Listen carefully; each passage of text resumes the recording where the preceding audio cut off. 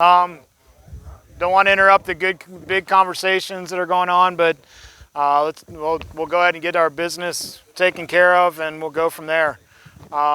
First off, thank you for taking the time and coming out under these kind of different situations. Usually you're at a restaurant and eating pizza and drinking some adult beverages, but with everything going on, we thought we could congregate here and make it worthwhile for everybody. So again, thank you supporting the association. Hopefully tonight, and especially when we get together again in January, this will be a good learning experience and a good meaningful thing that association to be a part of. So thank you again.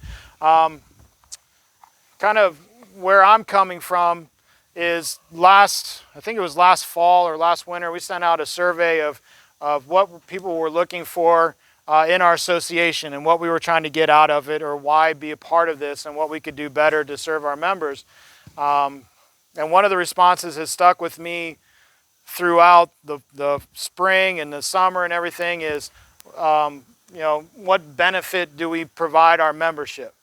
And so that, I've been wrestling with that question. And so wanted to provide some benefit to all our coaches.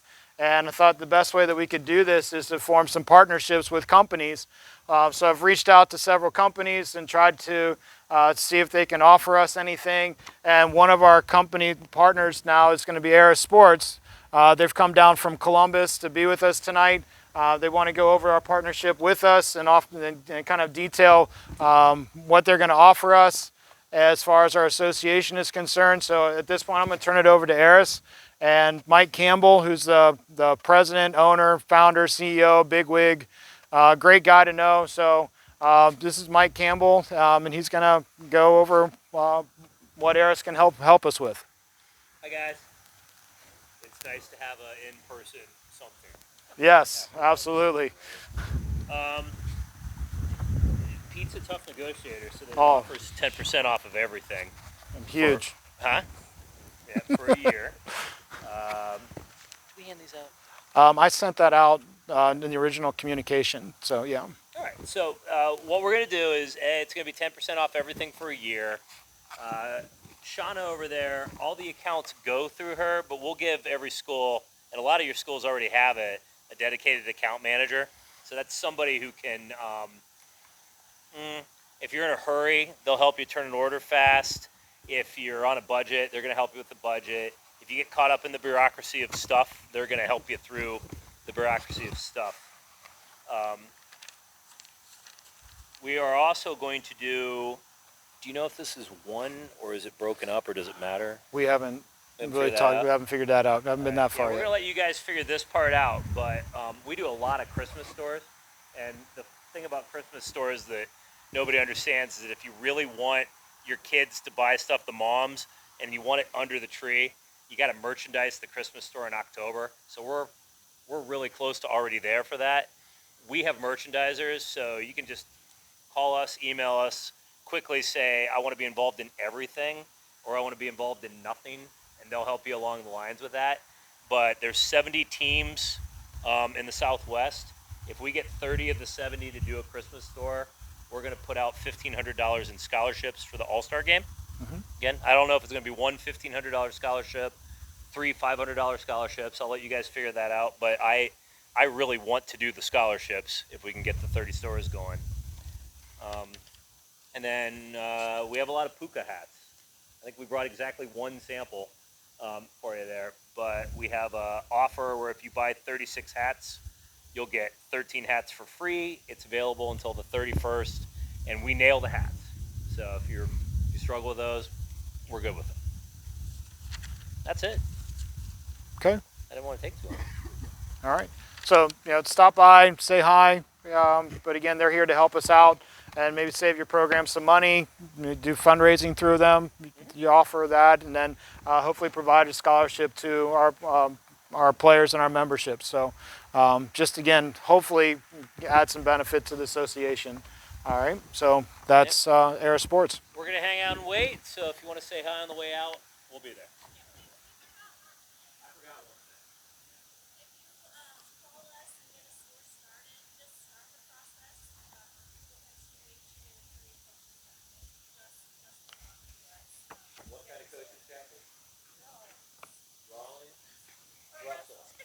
totally forgot that. And it's Russell, not Rollins. So you're gonna get a free jacket if you get that store started in the next 2 weeks. All right, thanks, guys. All right, thank you. Next, Steve. All right, Steve Grand. Hopefully, everybody's real familiar with him. In-game sports helps out a number of programs. He was kind enough to donate all the food tonight, and he wanted to share some information about the Reds All-Star game and everything. You haven't eaten this food over Yep. here. I always buy the food for this meeting, so feel free to have another one. If you've already had one, get another one. As Coach said, I work with Tom Gamble at In-Game Sports. Do a number of different things this time of year. For you new coaches, the first thing is the Reds Futures Showcase. We had a meeting last week. I know a number of you guys have already called or emailed asking about that event in the spring. They don't know, is basically what they told us. They have no idea what's going to happen next year. They do want to do the event. It's all contingent on what their season looks like. I know a number of you guys have always played in the event, and what I do for Tom, or what I do with Tom, is help put the schedule together. So if you're working on your schedule now, what he asked me to tell you is be on the lookout for an email about the upcoming showcase, and be thinking about who you want to play like you always do every year. We always look for good geographic rivalry type games. Okay, facilities are going to be another issue this year on how we're going to do things. Whether it's going to be at your own field, or a lot of you guys have played in a lot of the college venues in the past few years, everything's kind of up in the air right now. So be thinking about who you want to play, and I guess operate under the assumption that the event's going to happen until they tell us it's not. Does that make sense? I mean, just kind of go about it, that it's going to be there, just like your season's going to be there until somebody pulls that out from under you, and I hope that doesn't happen again this year. He's planning on doing it. Charlie Frank, who works with the Reds Community Fund, we spoke with him the other day, and they don't even know what's going on at the Urban Youth Academy right now, because that's closed per MLB. That's shut down right now. At least that's what we were told. But anyway, be thinking about your schedule, who you want to play, where you might want to play, and that sort of thing as you put your schedule together. Especially if you're a new coach. You're kind of be thinking about, as you put it together, who you might want to play. It is a good event. Some of you guys, I know I got a text the other day from a coach asking me if the big league weekend was still going to take place down at Great American Ballpark. And I just replied, what I just told you, we don't know anything yet. But we're assuming that's going to go unless they tell us otherwise. So this time of year, we're working on all that stuff, trying to put all that in place. Doing almost everybody in this group here, working on a fundraiser with you guys. So if you're new and you need help raising money, let me know, because we're working on that for everybody for the spring right now as well. But the showcase is going to happen unless something crazy happens. I had 2 texts last week, and 1 phone call was a voicemail, was asking me if you've been around and you've been to the party that I have down at Great American, just asking me if we were still going to have the Coaches Appreciation Night down at Great American Ballpark. Again, that's all contingent on if there's a season. I canceled that this year, as most of you know, because there just wasn't a season. There wasn't anything going on in June when we always have that party. So those of you, 2 of you guys are here tonight, but when I got those messages, I just replied the same thing. We don't know. But when I booked that party last year, and they refunded the money. They weren't going to do that for us. They were going to carry it over to next year. And one of the people in the ticket office said, no, just refund that money because we don't know what's going to happen next year. So if you're new, you've never been to that party, what we do is I have a big party for all the coaches down there. It's a lot of fun. I know a lot of you guys have a good time, some of you more than others. He's going. Where'd he go? Right? That's been bad. But again, that's going to take place as long as there's a season. The showcase will take place as long as there's a season as well. So just want to pass all that information on to you guys as well. So thanks. Perfect. All right.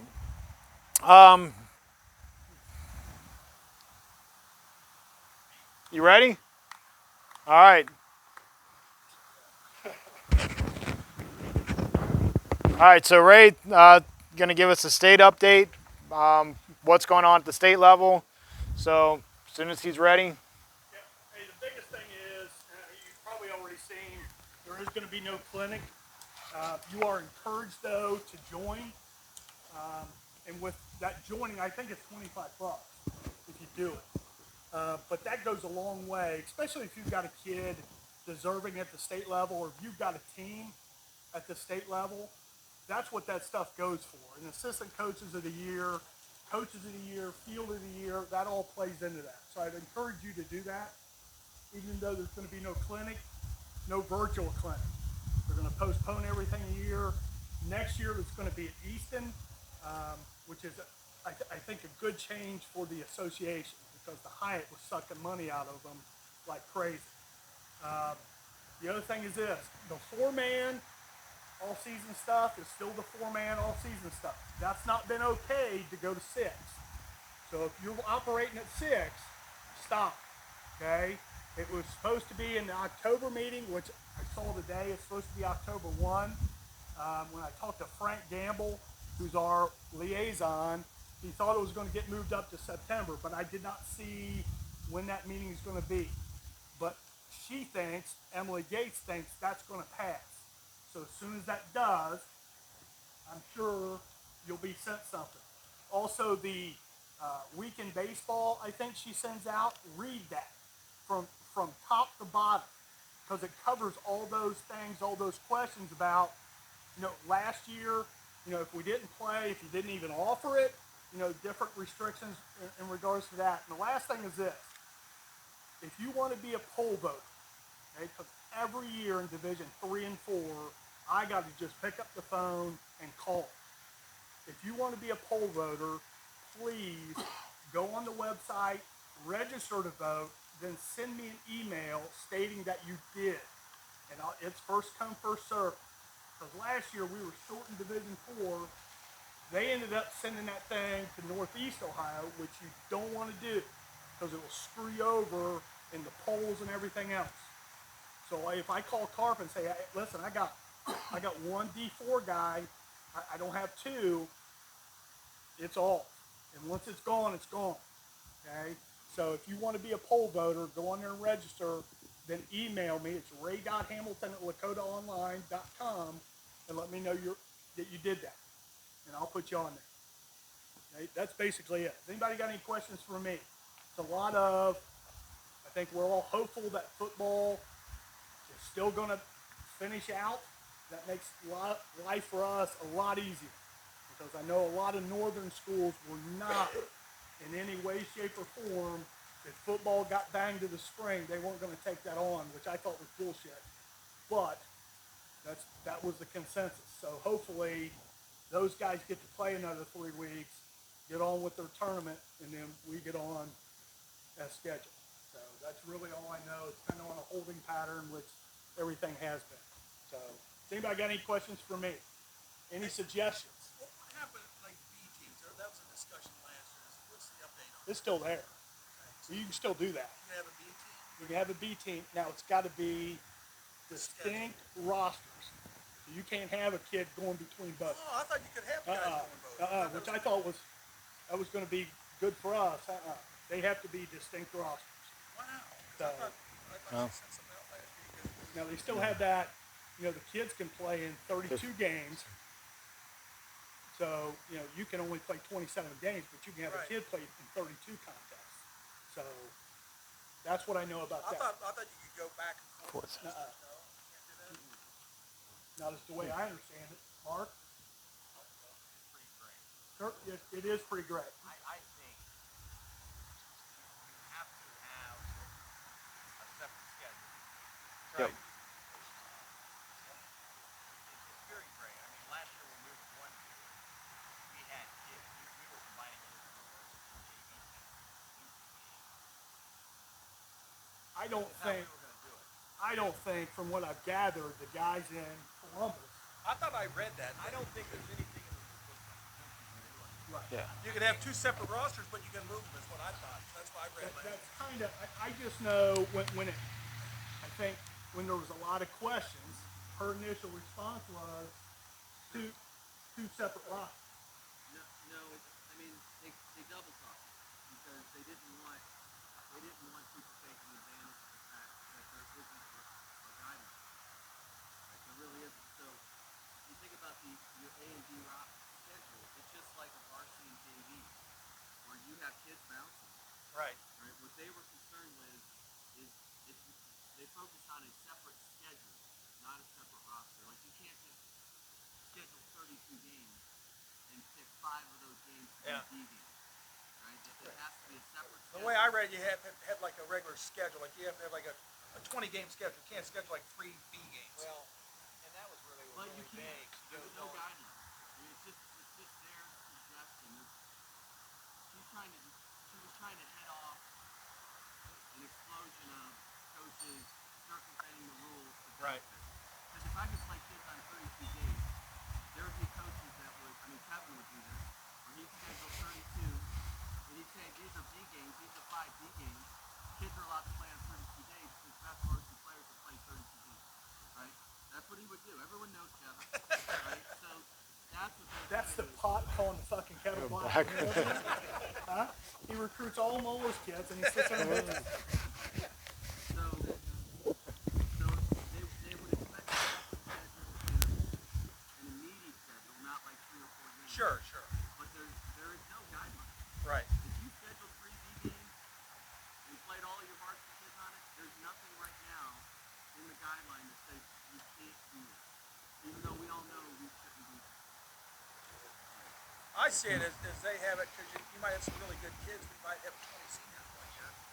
Yeah. All those other kids under the game. And for me, I mean, my lower level guys can play the other 6 St. Publics. Well, the problem was in Columbus, there were teams before a district championship game, they were out of 27 games. They schedule a B game, and they play their dues. Yeah. 2 days before the district championship. And Right. the team they're playing, they're out of games they don't play. Right. And that's the issue with it. It's sticky.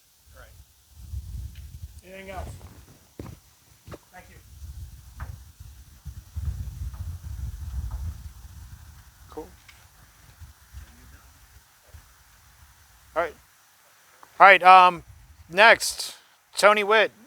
He's going to address the Association on USA Prime Baseball of Ohio, coaching opportunities, and I guess what it is. So, Yeah. Tony. Real quick, probably this weekend I'll be named the director of USA Prime Ohio Baseball. Now, US Prime started in Texas. They've branched out to Colorado. They've branched out to Michigan now, and they have over about 70 teams now. What they're looking for is about 20 to 25 teams, different age levels throughout the state of Ohio to get USA Prime here. Now, look, why am I bringing it to you? Okay, right, the summer program, no big deal. I've coached a summer program for 10 years. I had XBA. I'm switching my XBA over to US Prime. Here's why I'm bringing it to you. They have a financial backer from Texas that is very, very lucrative. He is telling me that he is going to pay $6,000 to $8,000 for guys to coach summer baseball, and he wants good high school coaches to coach those teams. Now, just for you guys know, if you're not having to coach summer, you're only going to coach 7 weekends, 8 weekends in the summer, so you're going to make $1,000 a weekend. Now, you're going to have to practice a little bit maybe during the week, stuff like that, but it's a very good amount of money. I've coached it. The most I've ever got paid in the summer is about $2,000. Okay, and I've coached for 10 years in the summer. So, what I'll tell you, if you guys need any information or you want any information from me, I'm on there as either Tony Witt at CincinnatiChristian.com or AnthonyWTT@gmail.com. Get with me. I'll be more than happy. Also, what he told me is they're looking to pay to rent fields. So if you guys want to rent your fields out in the summer to make a little extra money for your program, he's more than willing to do that. He'll set up all your budget stuff. He'll run your budget for you. He'll pay your tournament for you. You get a credit card for your assistants, which he's going to pay assistants to anywhere from $2,000 to $4,000. You'll get a credit card. Your money will be on it for your tournaments. Your money will be on it for your coaching pay, and then you roll. Okay. Now it's a little bit late right now, and I told him that in Ohio, he doesn't really understand how Ohio works. He thinks he thinks he's still down in Texas where he can just pick dudes anytime he wants to go make a tournament and go make a team. It don't work up here that way. We all know that because most of your guys have probably already found a summer team. But if some of your summer programs that you guys know of want to switch over to USA Prime, we'd be more than happy to listen to it and be interested in it. Look, I think it's a great opportunity. I'm going to Destin, Florida on Wednesday. He's sending a private jet for me on Thursday morning. I'm flying to Texas to his ranch, and we're going to sit down Thursday and bang everything out. Okay? And then he's going to fly me back to Destin. He's got a guy coming from Colorado in 2 weeks to sit down with me for a weekend and show me how USA Prime runs everything. If you look up USA Prime, we just beat Midland 2 years ago in the Connie Mackerel Series to win the Connie Mackerel Series. The 14 USA Prime team just won down in Georgia this summer, won the tournament in Georgia. So, again, he's looking to make a good project in Ohio, and he wants to expand out to Columbus, Cleveland, everything like that, and make US Prime big here in Ohio. He wants to kind of get rid of the Canes and some of these other guys coming in just taking everybody's money and not helping players. Also, if you become a coach, you get a Raptito and you get a pitching ball that will be yours. And he said he doesn't care if you use it for your high school. Doesn't care. He'll hand it to you, and then you got it, and that's what you guys can use it all year long. Okay? So he's offering a bunch of stuff. I'm telling you, I know it's too good. It sounds too good to be true, but I got a lot of trust in this guy. I've talked to him for about a month now, and he's kind of got me sold on it. So we'll go down to Texas and figure this thing out. But again, I'll help you with anything you guys need. If you guys decide to take a team and stuff like that, I'm always here. I've been running the organization for 10 years, so I'll be more than happy to help. Okay? If you guys need anything, let me know. If you guys are interested, please let me know, because that's a pretty good deal. Okay? Any questions? Appreciate it. Thank you guys. Hey, thanks, Tony. Appreciate it. All right. Just a few general announcements. Ray mentioned the Ohio Clinic was canceled in January. The ABCA, if you're in the American Baseball Coaches Association, not sure if you got the emails from that. They've also canceled their in-person convention, but they're doing the virtual, $90 a coach, the same 3-day weekend. They just announced all their speakers. I've registered. I'm going to do probably a watch party for coaches and stuff like that. And I encourage, if you're interested in that, I can send out information or just look up on the ABCA to replace the Columbus convention. Future meetings for us, we are not going to do a December meeting just because of what we're planning in January. With that same thought of the convention or our clinic in Columbus being canceled, we're going to try to do a clinic for our association. So far we have J.D. Heilman and Lee Sponseller. They are agreed to put together a presentation for us on January 17th. It's a Sunday night starting at I think 7 o'clock, all right? And they're going to talk hitting and pitching. So JD will go over mechanics, the pitching stuff, development. Lee will come on and talk about hitting, and then I've asked them to talk about like the conflict or the confrontation between the hitter and the pitcher. So they're going to talk about that. That'll be on January 17th. Ohio State, Beals has agreed to help us out. He hasn't confirmed yet, but I've asked for him to present on defensive work, defensive play, outfield play on the 24th. And again, that'll all be through Zoom, so it's all free. So I'll send out Zoom invitations, and we'll host that. And then we're working on getting somebody for January 31st as well. We have Bart from Midland talking about catching, and then we're trying to work on another college coach, either from Xavier or somebody to do like base running or team building or something like that, just to kind of replace our state clinic. Again, just trying to add benefit into our association. So we'll be sending out Zoom invites. Again, you can just sit in the comfort of your own home and again listen to JD and Lee talk about hitting and pitching on the 17th, and then hopefully Ohio State will put together a big presentation. Ohio State was excited to help us out, so I just need to confirm it with them.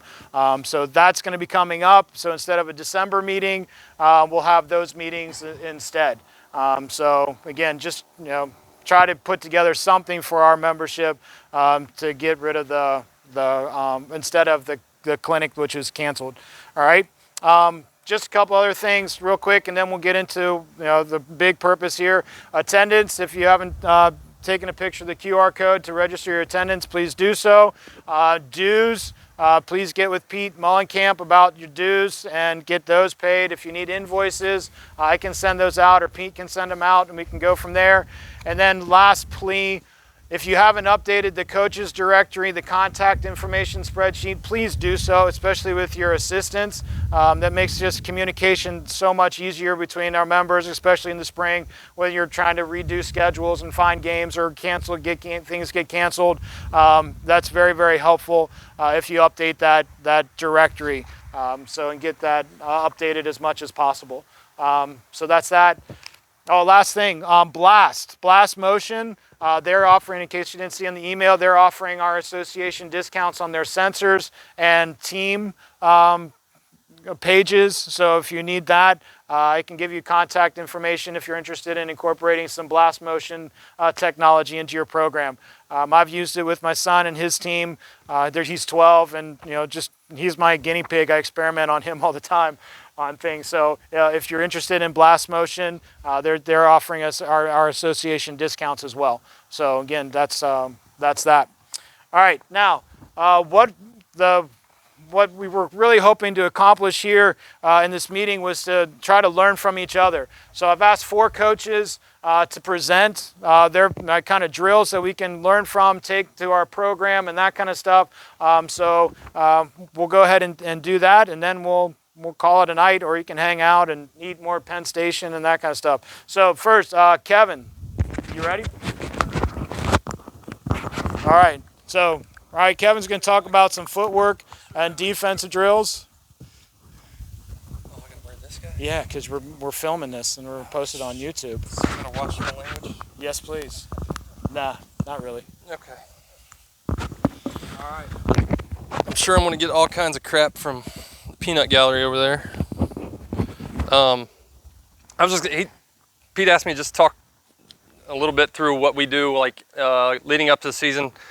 Drills we want to do there, just fundamental, we call them fundamental 5, just footwork drills that we would do in the gym, because taking ground balls in the gym is almost counterproductive at times. So we really just focus on footwork, and some of the cues I use all the time is push the hands. So a lot of the drills we're going to do here are just, working on posture of our upper body and pushing our hands out in front and working footwork. So I got Coach Bennett here with me. Coach Bennett played for me a long time ago. All right, so he's pretty familiar with these drills. He's gonna help me out here, and if I'm doing something wrong, he'll point it out. First one we start with, we'll start on knees, and we don't need any comments over there. All right. So when we're on our knees here, we're just going to emphasize our emphasis on the kids is push the hands. Again, we want to make sure that we're spine straight. We got a good hinge with our hips. Pushing the hands out in front, watching the ball all the way into the glove here, and then we're pulling it in. Again, just pushing the hands just for a routine ground ball. After we do that, we'll throw them a short hop here, routine short hop. Make sure we're pushing the hands through the baseball. That's supposed to go in my glove, all right? And again, these drills are just drills that we can do in the gym. The other one we'll do glove side work, same thing here. And this is what we'll start with on the field. Like if I tell the guys, hey, go ahead, infielders, go ahead and get started with your fundamental 5, or we're getting the field ready, or we're getting, we're done throwing or whatever, I'll tell them to go ahead and get started with fundamental 5. We'll work glove side, and then we'll work backhand side here. Make sure we get head behind the baseball. And again, pushing the hands through the baseball here. Whoa, a little far there, Bennett.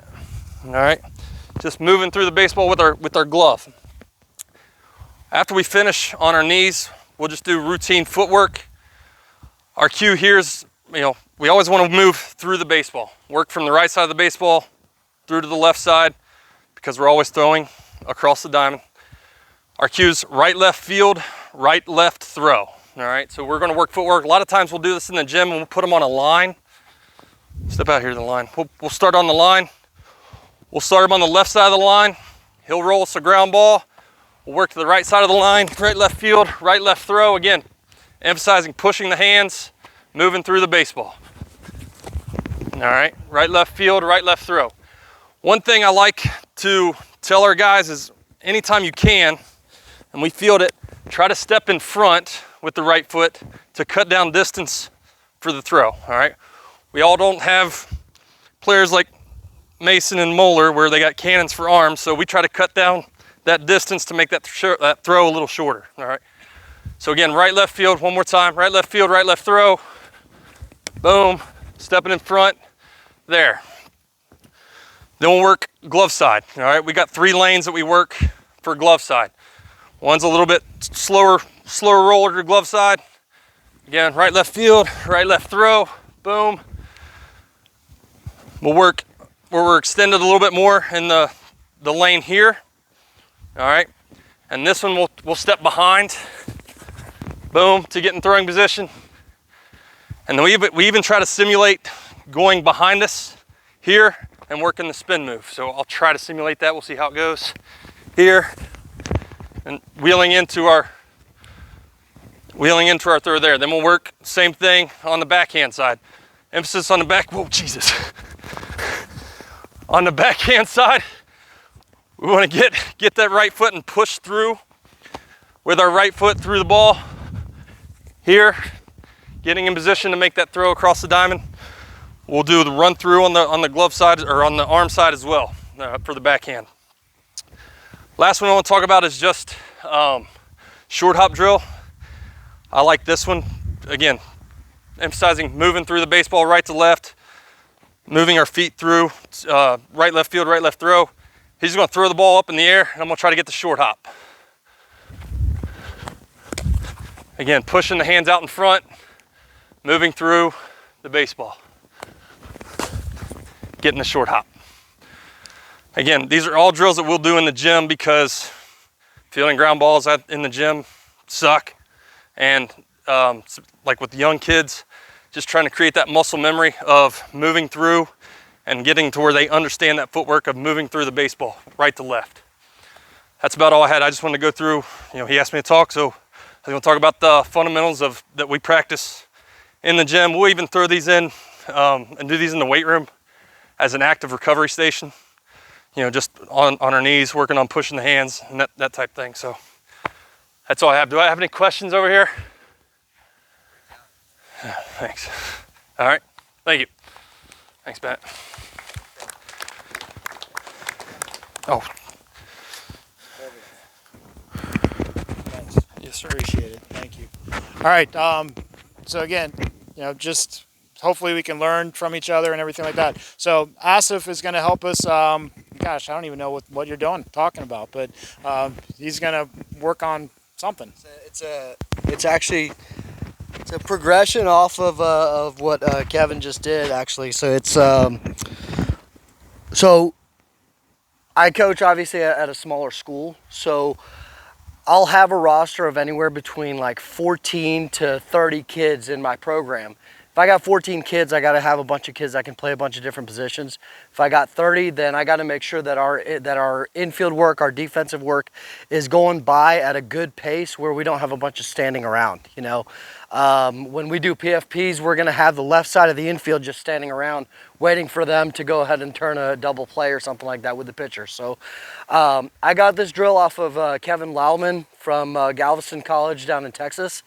And it's basically combining your PFPs, your bunt defense, and your infield ground balls all into one drill that takes about it can honestly take about 5 to 7 minutes. And so what you do is you have a pitcher on the first base side of the mound, a pitcher on the mound, and a pitcher on the third base side of the mound. Then you got 2 guys at each position.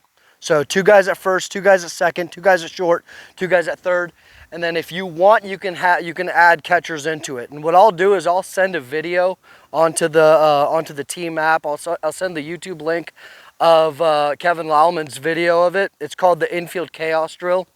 And so what he does is he starts off, he hits a ground ball to the first baseman, and that pitcher that's on the first base side of the mound, he goes over, he covers, and it's a 3-to-1 ground out.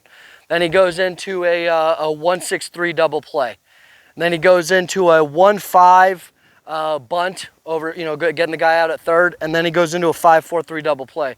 So what I did with that is I added to it. I added some plays to keep an up tempo with our infielders. And I made it to where there's a lot of communication going on. So now we're gonna get every infielder is gonna cover a bag, every infielder is gonna field a ground ball, every infielder is gonna make a throw. Except for the first baseman, he's only gonna flip it over to the pitcher. So what I did is we go 1-3, and as the pitcher is fielding or is covering the first base bag, I'm hitting a ground ball to the second baseman, and he's turning a 4-6-3 double play with the shortstop. All right, so then that first baseman that fielded that ground ball, he flips it to the pitcher grabs that ball, puts it in the bucket, and then he comes all the way around to the third base line, and I'll explain why he does that. The next first baseman, he comes in, he's catching that 4-6-3 double play. Then they go ahead and they alternate.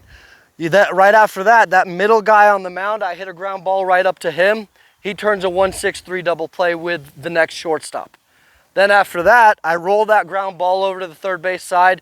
The pitcher that's on the third base side of the mound, he fields it and he flips it over to the third baseman for that bunt.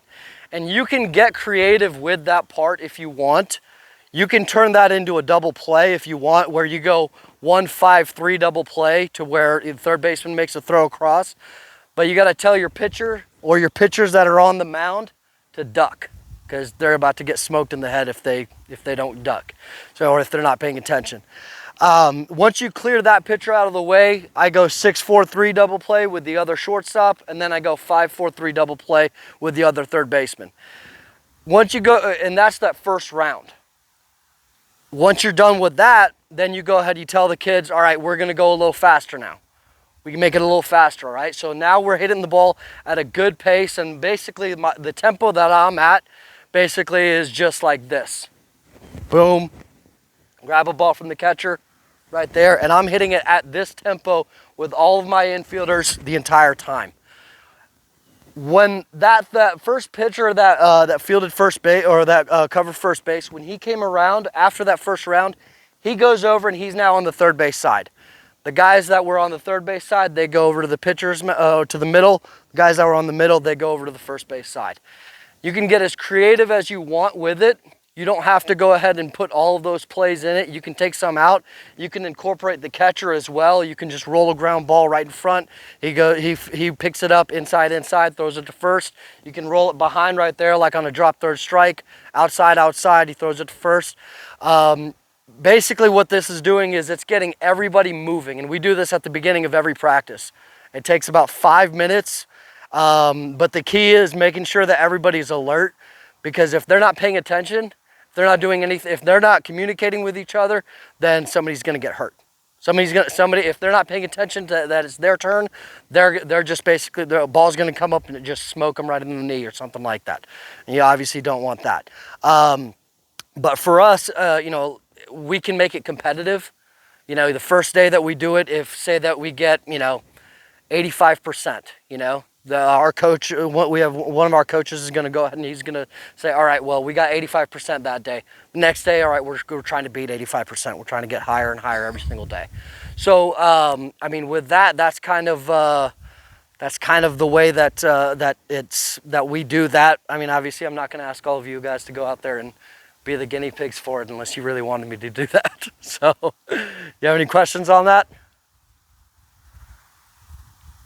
All right.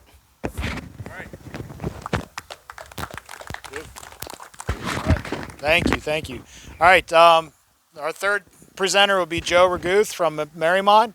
He's going to talk about infield play and some drills that are kind of the forgotten positions. Thanks, Joe. Appreciate it.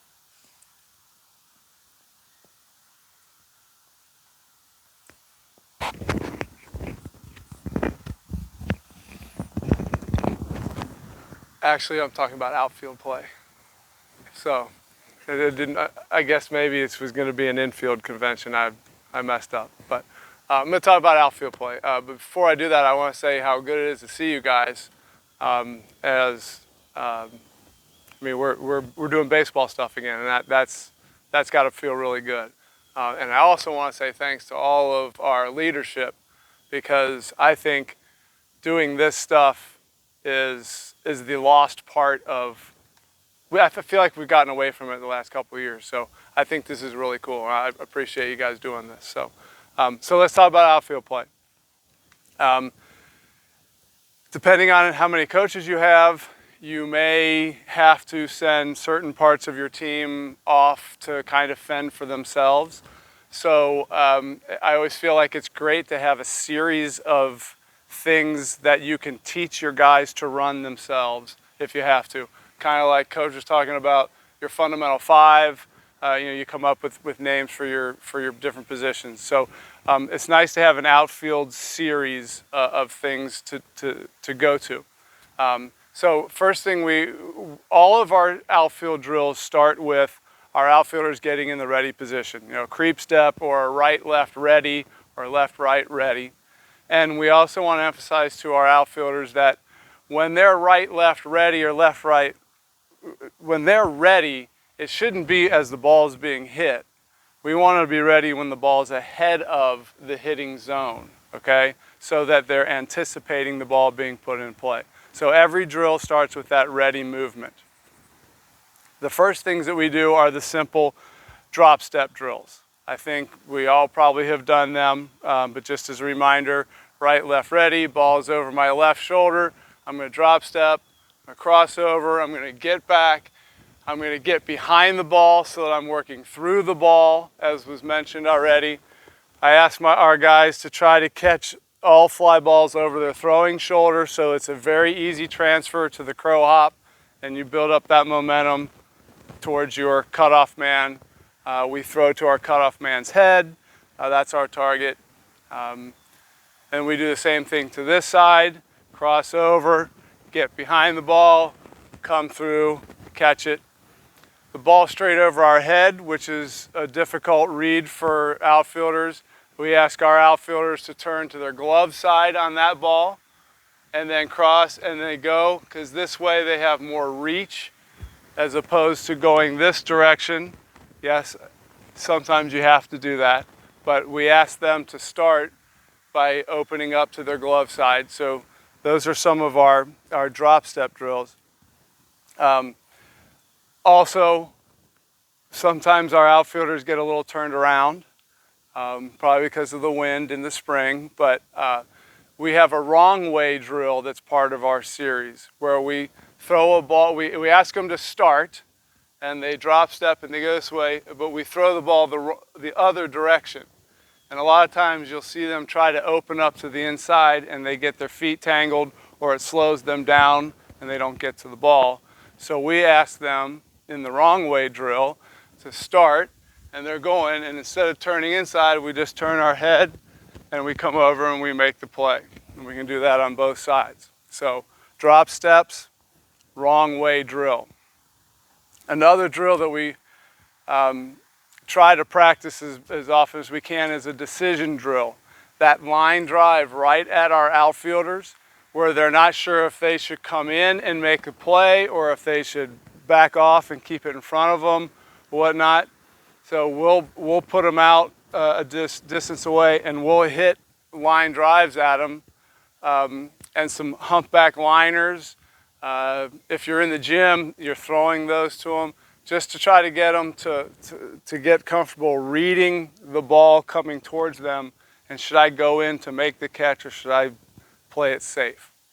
So one of the real fun drills to do in the gym is we like to put our outfielders, lay them down on their stomach, and then depending on how much you like the guy or not, you tell them they cannot get up to make the catch until you say go. So they're lying down and you throw the ball up in the air. And again, if you don't like them, wait as long as possible, say go, and they stand up and they have to try to make the catch two-handed over their throwing shoulder. We also incorporate the fly pattern drill where your outfielder's over here, he takes off. You just make the long throw so he has to run and chase it. We do our two-man communication drills. Our communication is, if you're going to catch it, you say, I got it, I got it, I got it. And then everybody else around yells, take it, take it, take it.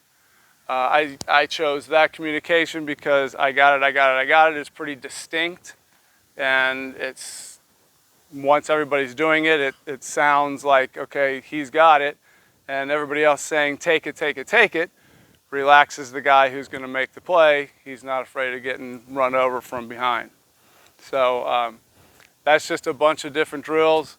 I know we all practice in the gym, and at Marymount, where I coach, our gym isn't super big, but we'll actually have our outfielders right along this sideline of the basketball court, and then we'll have our middle doing stuff here.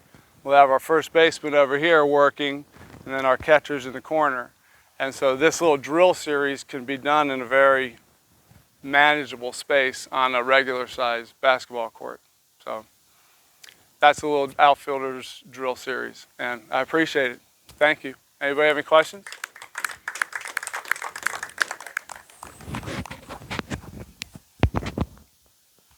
Thanks again. Appreciate it. Thank you. All right, and our last one, Tim Held from Moeller, going to talk about hitting warm-ups, and we'll go on from there.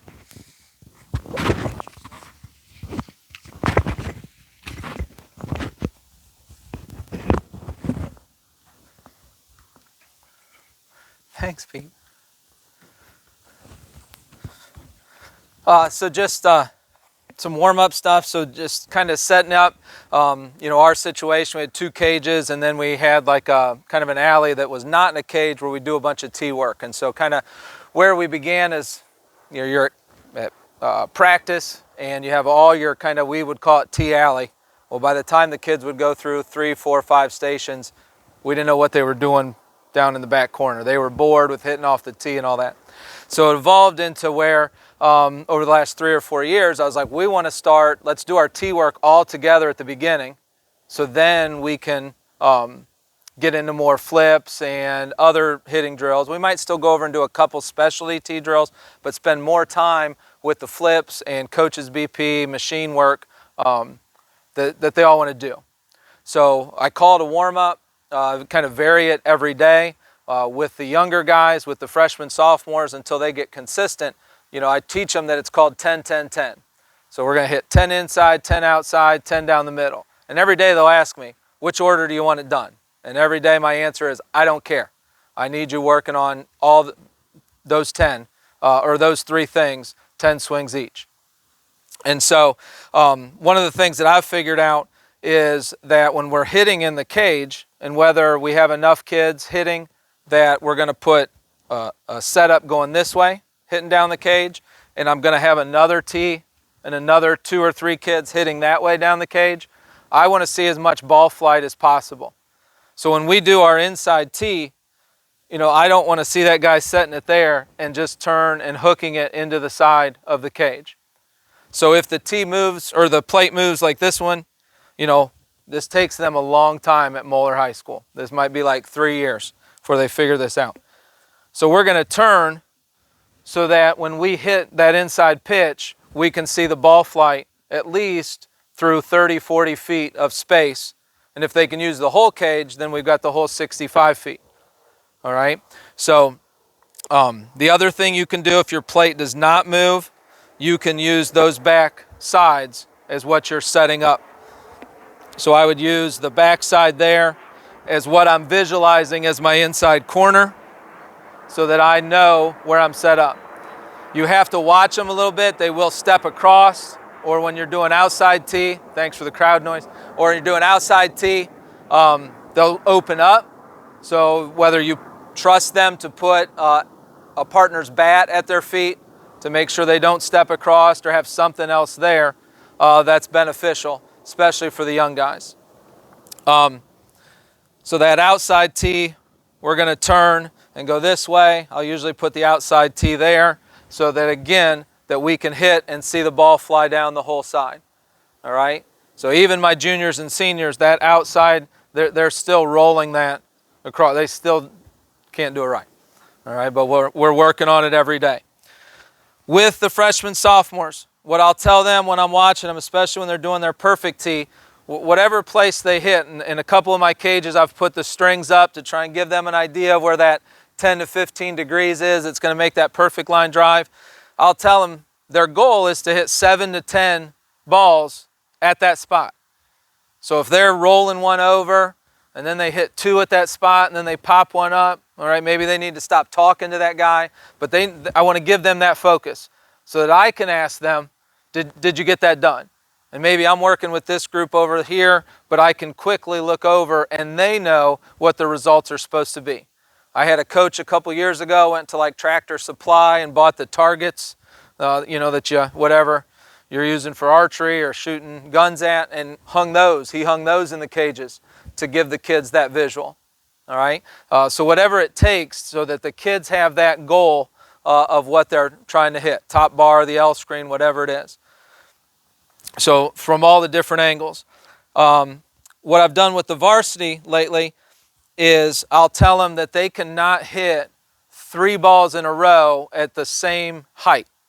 So if they're working down the middle, they have to stay in that middle lane, but their partner has to move the tee up or back, down, up, so that they can work on trying to get a barrel on that spot. So they're still taking their 10 swings, but that thing is not going to be 10 exactly the same. So they're constantly moving that, trying to figure out like, oh, I can barrel it up when it's mid-thigh down, but I really struggle barreling that thing up when you start to move it higher.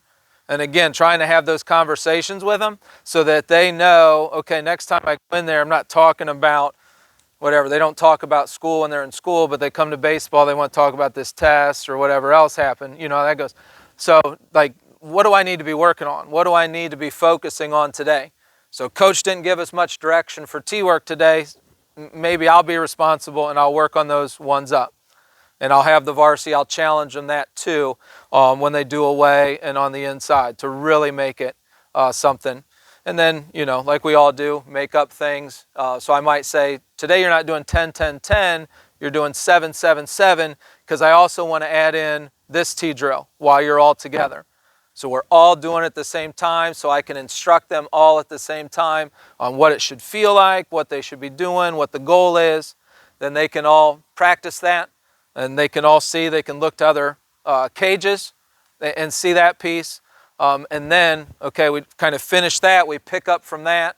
They feel like they're done with tee work, and then we can move on to machine flips and those pieces, like I said. So again, trying to give the younger guys to groove that swing, find that right spot, and then the older guys, that challenge of that ball moving around and going from there. So that's kind of how we start just about every day in some variation. Even when they come up and we do our 4-man stuff, they just ask, what do you want? And whatever, 7, 7, 7, 6, 6, 6, and they go. And they know what they're working on. So, all good? Questions or anything?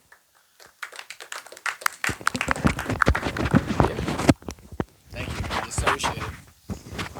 All right. Anybody else? Anybody have anything? Anybody? Or are we good? Yeah.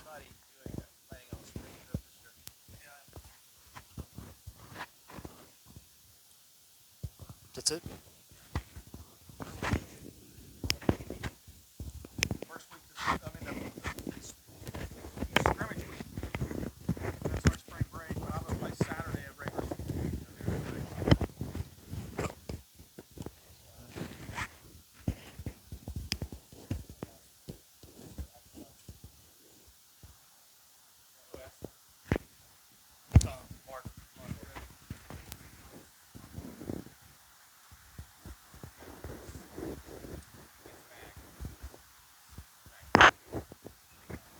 Yeah.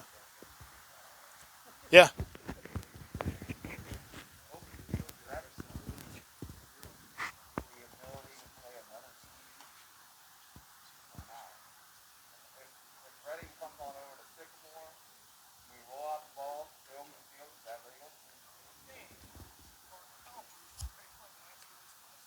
As far as I know, it is. As long as the coach is on.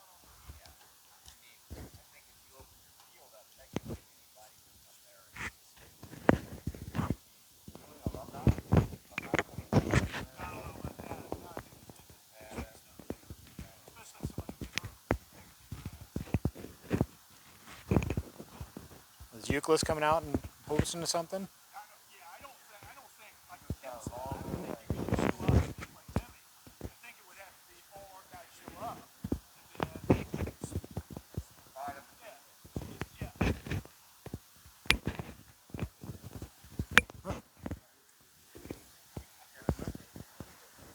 All right. I'm sorry, what was the answer? Because I know Barry was interested in that question.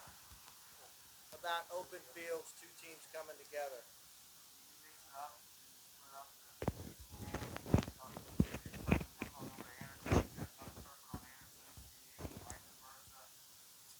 Alright. Yeah. So you're saying mix it up? Anderson's open guys, Anderson's open guys play each other?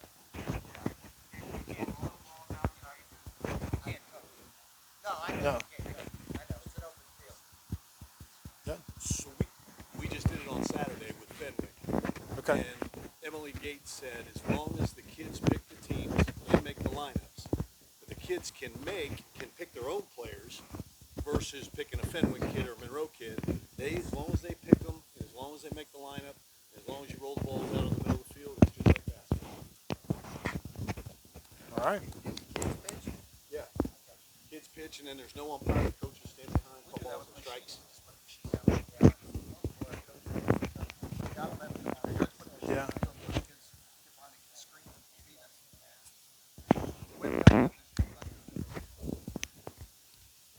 Okay. Interesting. All right. All right. That's all I got as far as the agenda is concerned. Thanks for coming out again. Again, if you have dues, make sure you see Pete or myself. If you need anything, let us know. Again, thank you so much. Appreciate it all.